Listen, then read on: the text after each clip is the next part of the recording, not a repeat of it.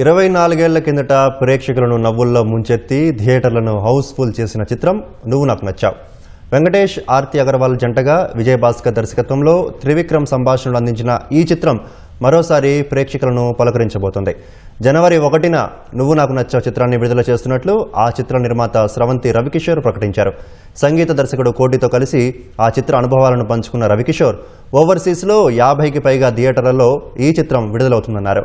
ఇంటిల్లిపాదిని మరోసారి తమ సినిమా అలరిస్తుందని సంగీత దర్శకుడు కోటి తెలిపారు. ఈ సినిమాకి సంబంధించి ఎవరి కృషి మర్చిపోలేదండి. అందరిది it's team effort. So Vijayabhaskar direction కానీ, త్రివిక్రమ్ డైలాగ్ కానీ, కోటి మ్యూజిక్ కానీ, శాస్త్రి గారి పాటల సాహిత్యం కానీ, కోరియోగ్రఫీ చేసిన సుచిత్ర, ఎడిటింగ్ చేసిన మా శ్రీకర్ ప్రసాద్ గారు, కెమెరా రవి గారు, ఆర్ట్ పేకేట్ రంగా గారు. సో అందరూ కూడా ఒక టీమ్ లాగానే వర్క్ చేసామండి. We really enjoyed making of this film.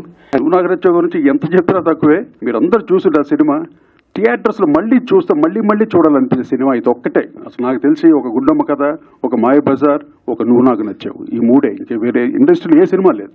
రిపీటెడ్గా చూడాలనిపించే సినిమాలు. అంటే నేను గొప్ప సినిమాలు ఉండొచ్చు, కానీ రిపీటెడ్గా ఒక ఫ్యామిలీ ఎంటర్టైనర్, కామెడీ, సెంటిమెంట్స్, అన్ని మ్యూజిక్, డైలాగ్స్ అన్నీ కుదిరిన సినిమా నువ్వు నాకు నచ్చావు.